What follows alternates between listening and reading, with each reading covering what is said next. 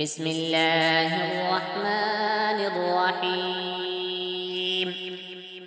يا بني إسرائيل اذكروا نعمتي التي أنعمت عليكم وأني فضلتكم على العالمين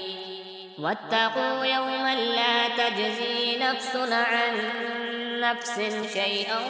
ولا يقبل منها شفاعة ولا يؤخذ منها عدل ولا هم ينصرون وإذ نجيناكم من آل فرعون يسومونكم سوء العذاب يذبحون أبناءكم ويستحيون نساءكم وفي ذلكم بلاء من ربكم عظيم وإذ فرقنا بكم البحر فأنجيناكم وأغرقنا آل فرعون وأنتم تنظرون وإذ واعدنا موسى 40 ليلة ثم اتخذتم العجل من بعده وأنتم ظالمون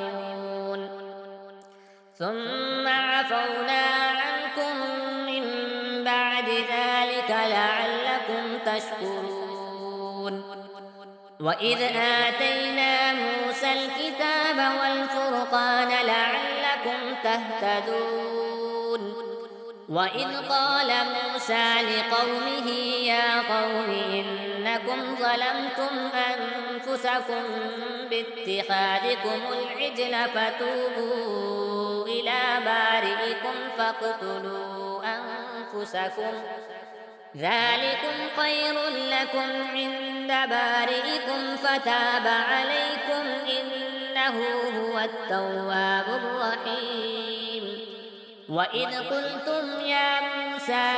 لن نؤمن لك حتى نرى الله جهرة فأخذتكم الصاعقة وأنتم تنظرون ثم بعثناكم من بعد موتكم لعلكم تشكرون وظللنا عليكم الغمام وأنزلنا عليكم المن والسلوى كلوا من طيبات ما رزقناكم وما ظلمونا ولكن كانوا أنفسهم يظلمون وإذ قلنا ادخلوا هذه القرية فكلوا منها حيث شئتم رغدا وادخلوا الباب سجدا وقولوا حطة نغفر لكم خطاياكم وسنزيد المحسنين فبدل الذين ظلموا قولا غير الذي قيل لهم فأنزلنا على الذين ظلموا رجزا من السماء بما كانوا يفسقون وإذ استسقى موسى لقومه فقلنا اضرب بعصاك الحجر فانفجرت منه 12 عينا قد علم كل أناس مشربهم كلوا واشربوا من رزق الله ولا تعثوا في الأرض مفسدين وإذ قلتم يا موسى لن نصبر على طعام واحد فادع لنا ربك يخرج لنا مما تنبت الأرض من